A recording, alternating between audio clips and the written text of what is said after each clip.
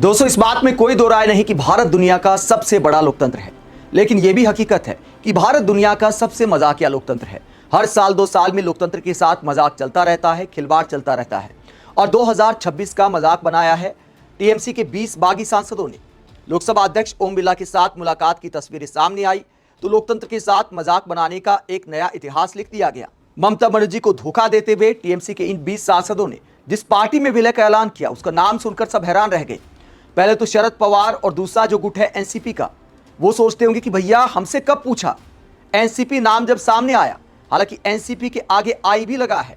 पूरा नाम क्या है पार्टी का, जिस पार्टी का इतिहास में एक भी सांसद या विधायक नहीं था, अचानक 20 सांसद टपक पड़े और 22 भी हो सकते हैं, क्योंकि काकोली घोष ने दावा किया है कि 2 और सांसद हमारे साथ आ सकते हैं। तो 20-22 सांसद अचानक किसी पार्टी के हो गए। उस पार्टी का अध्यक्ष कौन है? पार्टी ने आज तक कोई पार्षद तक का चुनाव नहीं जीता है। अचानक 20-22 सांसद अगर उसमें चले जाते हैं तो उसकी तो कह सकते हैं आप बल्ले बल्ले हो गई। लेकिन सवाल ये उठता है कि इन सांसदों का क्या होगा? सांसदी बचेगी या जाएगी? 20 सांसदों की धोखेबाजी के बाद और एनसीपीआई में मर्जर के ऐलान के बाद क्या बोला कीर्ति आजाद ने, उनका बयान भी आपको सुनाएंगे। पहले बताते इस पार्टी का इतिहास क्या है जिसमें ये 20 सांसद गए हैं। बागी सांसदों की नेता काकोली घोष ने क्या ऐलान किया है, उनका बयान पहले आप सुनिए। हम लोग एआईटीसी से चुने गए 20 सांसद स्पीकर साहब से मिलकर अलग बैठने की चिट्ठी दिया और ये 20 सांसद जो हमारे कुल मिला के जितने हैं उसमें से 2/3 से ज्यादा हैं अभी nationalist citizens party of India यानी एनसीपीआई की फुल फॉर्म है nationalist citizens party of India से हम काम करेंगे राष्ट्र के लिए और प्रधानमंत्री के नेतृत्व में एनडीए के साथ हम लोग काम करेंगे। तो अब तक ये सांसद देश के लिए काम नहीं करते थे, अब तक सिर्फ ममता बनर्जी के लिए काम करते थे और पीएम मोदी की बुराई करते थे। अब पीएम मोदी के नेतृत्व में देश के लिए काम करेंगे। ताजा जानकारी लोकतंत्र के साथ मजाक करते हुए ये सामने आई है। उसके बाद पार्टी का इतिहास सुनिए जिसमें इन्होंने मर्जर किया है। एनसीपीआई कब रजिस्टर्ड हुई? एनसीपीआई यानी nationalist citizens party of India, ये चुनाव आयोग में पंजीकृत राजनीतिक दल है, लेकिन अभी तक मान्यता प्राप्त राज्य या राष्ट्रीय पार्टी नहीं है। पार्टी का गठन 20 जनवरी 2023 को किया गया था। इसका चुनाव चिन्ह पेन निब यानी कलम की नोक है। पार्टी की शुरुआत कहां से हुई? पार्टी का पंजीकरण पश्चिम बंगाल से जुड़ा है, लेकिन इसका पहला बड़ा चुनाव त्रिपुरा विधानसभा चुनाव 2023 में देखने को मिला। पार्टी ने खुद को आदिवासी और वंचित समुदाय की आवाज बताकर चुनाव मैदान में अपने उम्मीदवार उतारे थे। पहले चुनाव में प्रदर्शन कैसा किया? एनसीपीआई ने त्रिपुरा विधानसभा चुनाव में 7 सीटों पर उम्मीदवार उतारे। इनमें से 4 उम्मीदवारों के नामांकन खारिज हो गए। चुनाव में पार्टी को कुछ 100 वोट ही मिले।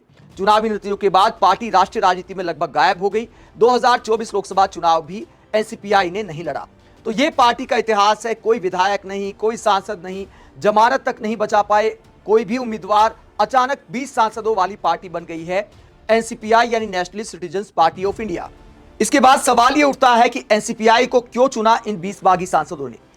एनसीपीआई एक पंजीकृत राजनीतिक दल है, इसीलिए नए दल के गठन की तुलना में इसमें विलय करना आसान विकल्प माना गया। बागी सांसदों का दावा है कि उनके पास 2/3 सांसदों का समर्थन है। इसी आधार पर उन्होंने विलय का रास्ता चुना।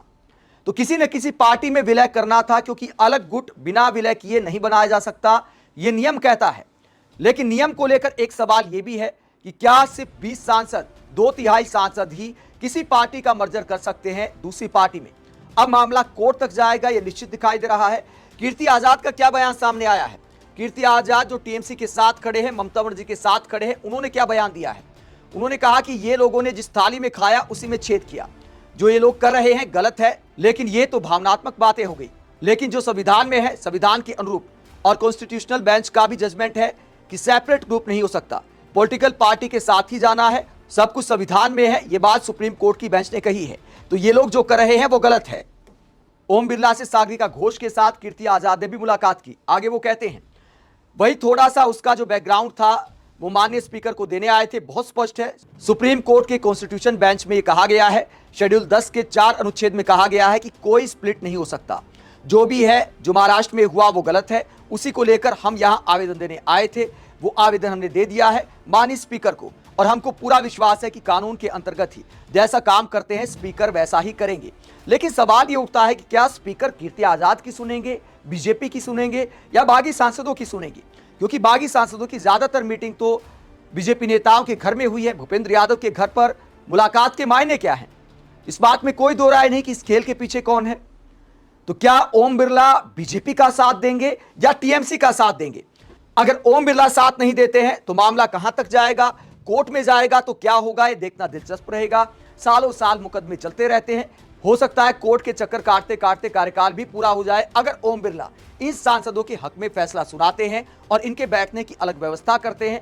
अब पीएम मोदी के साथ चलने का इन्होंने ऐलान किया है। चेहरे देखकर हर कोई हैरान है। यूसुफ पठान कितने शरीफ सांसद हैं, कितने सज्जन आदमी हैं, इस बात में कोई दो राय नहीं है।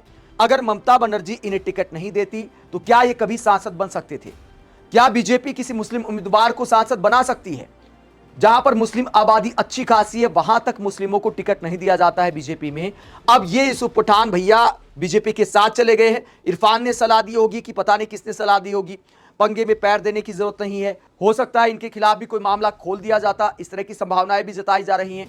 जो सयोनी घोष कल तक पीएम मोदी को पानी पी पी कर कोसती थी, धर्मनिरपेक्षता की बात करती थी और यह कहती थी कि बीजेपी की विचारधारा खतरनाक है देश के लिए।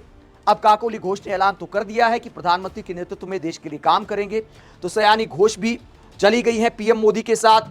अब बीजेपी समर्थकों के दिल पर क्या बीती होगी?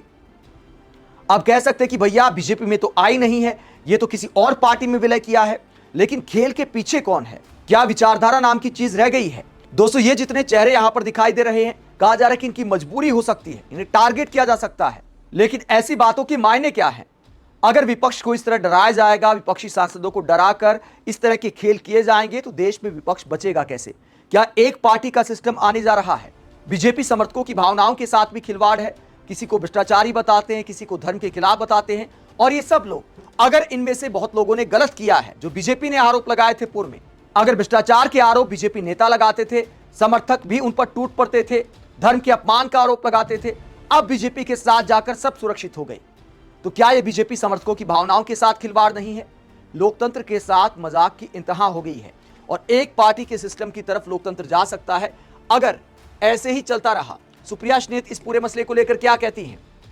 कांग्रेस की प्रवक्ता सुप्रिया श्नेत कहती हैं, इन लोगों को बंगाल की जनता ने बीजेपी के खिलाफ चुना था, तो जब पलटी मारी ही है तब थोड़ी हिम्मत भी दिखाएं, संसद की सदस्यता से इस्तीफा दें और जाकर चुनाव लड़ें। गद्दार जैसे मुंह लटकाए खड़े रहने से क्या होगा? तो ज्यादातर लोगों ने मुंह लटका रखा है। तो इस फोटो को लेकर बहुत सारे लोग कटाक्ष कर रहे हैं कि भैया खुश क्यों नहीं है?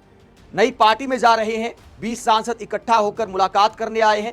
अक्सर ऐसी फोटो में मुस्कान होती है, लेकिन हर चेहरे पर मायूसी है, चेहरे लटके हुए। आप तस्वीर देख सकते हैं, एक भी चेहरा मुस्कुराता हुआ नहीं है। बस काकोली घोष जो इनकी लीडर है, उनके चेहरे पर थोड़ा तेज दिखाई दे रहा है, क्योंकि वो खुलकर मोर्चा खोले हुए हैं। बाकी सबकी क्या मजबूरी है अंदर खाने, वो वही बता सकते हैं। हो सकता है कई लोग मजबूरी में विचारधारा से समझौता कर गए हों कि भैया जान छूटे, कोर्ट कचहरी के चक्कर ना काटने पड़े, कोई बात नहीं, आगे राजनीति नहीं करेंगे। हो सकता है इनमें से कई चेहरों को भविष्य में कोई टिकट विकेट भी ना मिले।